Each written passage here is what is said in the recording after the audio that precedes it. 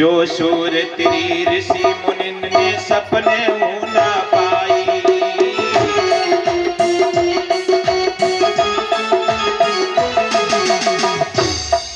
और वो सूर तेरी मात यशोदा घर बैठे तूने पाई। यशोदा तेरो मैयारी तेरो भलो ही हो है माई।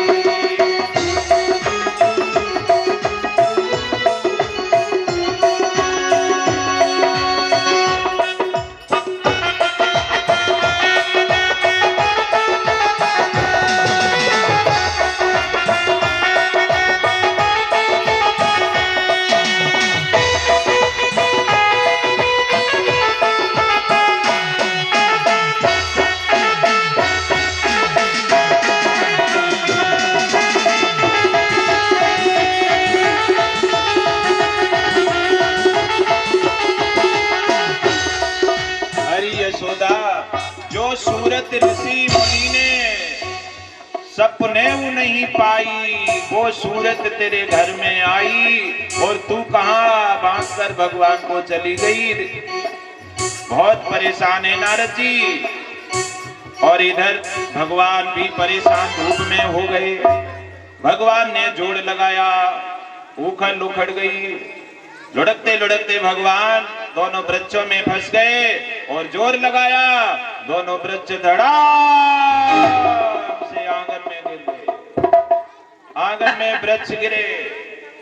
वृक्ष गिरते गिरते गिरते गिरते दो पुरुष निकल आए।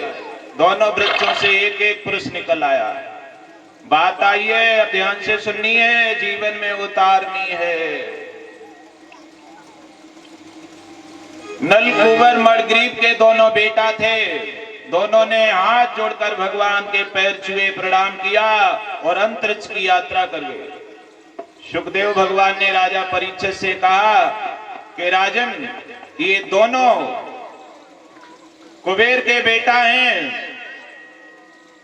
एक बार अपनी पत्नियों के साथ में मंदाकिनी नदी में स्नान कर रहे हैं। मंदाकिनी नदी में स्नान करते थे और वो भी मदिरा के नशे में शराब पिए थे। अनाप शनाप शराब पिए थे और नदी में नहा रहे थे। सावधान, पहले तो कभी शराब पियो मत। अगर शराब पी रहे हो तो कभी शराब पीकर स्नान जल में मत करना, अन्यथा जीवन भर दुखी रहोगे। दोनों मंदाकिनी में मदिरे के नशे में स्नान कर रहे हैं पत्नियों के साथ। तब तक देवर्षि नारद वहां से गुजरे। नारद जी ने देखा, ये देखो देखो ये अक्षराज कैसे स्नान कर रहे हैं जल में, मदिरे में। पास में गए, झटपट झटपट उनकी पत्नियां निकली। उन्होंने वस्त्र पहन लिए, लेकिन वे दोनों जल में खड़े रहे, ना नमस्कार किया, ना जल से बाहर आए। नारद जी समझ गए।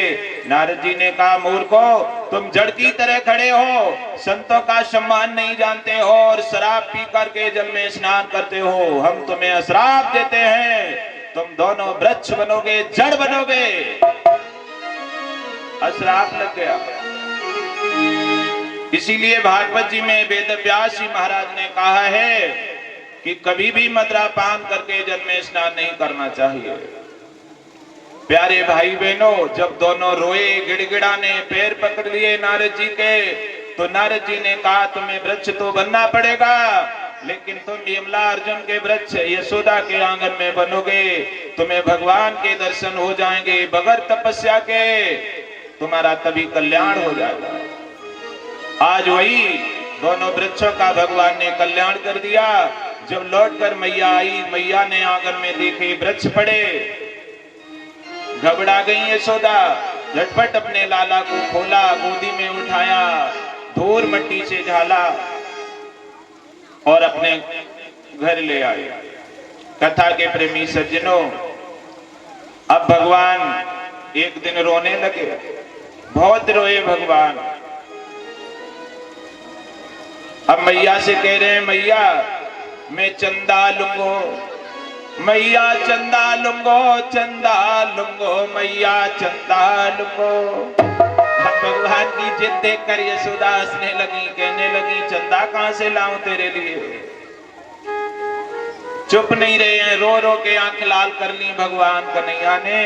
तो मैया यशोदा ने कठौता में जल भर लिया और कठौता में जल भर के रख दिया और कहा चंदा देख लो।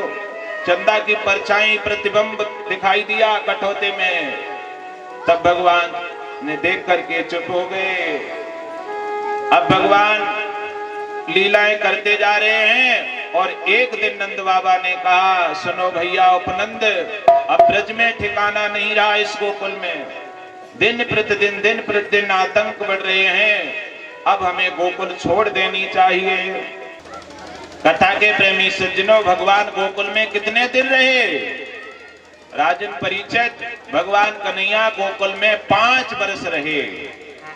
5 वर्ष गोकुल में रहने के बाद यशोदा ने कहा कि नंद बाबा अब गोकुल में नहीं रहेंगे। गोकुल में रोज नए नए उपद्रव आ रहे हैं, नए नए राक्षस आ रहे हैं। पूतना आई, त्रिटासुर आया, शक्टासुर आया, घासुर आया, बकासुर आया। देखो देखो, एक दिन तो अपने लाला को बकासुर ने ले लिया। कथा के प्रेमी सज्जनों, बगुला किस किसने देखा है? हाथ उठाओ, बगुला किस किसने देखा? सबने देखा है। इसी बगुला ने एक दिन भगवान कन्हैया को जिंदा लील लिया पेट में। श्याम सुंदर भगवान को जिंदा लील गया बगुला। ये भी कंस का भेजा हुआ था बकासुर। अंदर भगवान चले गए तो दाऊ भैया बहुत रोए। दाऊ भैया ने कहा सुनो भैया, घर से आए थे कन्हैया को लेकर, लेकिन वन में खो दिए। अब घर लौटकर यशोदा से क्या कहेंगे? यशोदा हमें मारेगी। कथा के प्रेमी सज्जनों, भगवान ने अंदर जाकर के इतनी यज्ञ प्रज्वलित कर दी उस बकासुर के, फिर वो रुक नहीं पाया। उसने मुंह खोला और मुंह खोलते ही भगवान निकले। चोंच को ऊपर पकड़ा, नीचे पकड़ा, पीठ से फाड़ दिया और भगवान निकल आए। अब आकर के सब नंद बाबा ने अपने पूरे गोकुल में जो कुछ भी था अपने छकड़ों में भर लिया। ध्यान रखना बहन भाइयों, अगर आप भी परेशान हो चुके हैं, आपको कोई रहने नहीं देता चैन से, तो जीवन यापन कुशल मंगल का जियो, लेकिन लड़ो मत, गांव को छोड़ दो। भगवान ने अपनी सामग्री भरवाई और गोकुल से चले गए। का रोज रोज कौन उपद्र, यहाँ कौन लड़ाई झगड़ा में फंसेगा।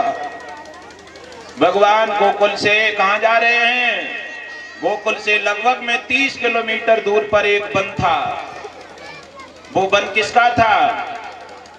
जोर से बोलो। तुलसी का। पूरे वन में तुलसी ही तुलसी थी। वृंदा, वृंदा तुलसी को कहते हैं, संस्कृत में वृंदा कहते हैं तुलसी को।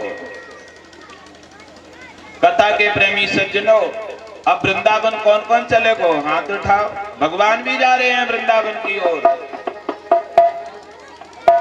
चलो चल रहे हैं। चलो रे मन वृंदावन को झांकी करेंगे श्यामा श्याम।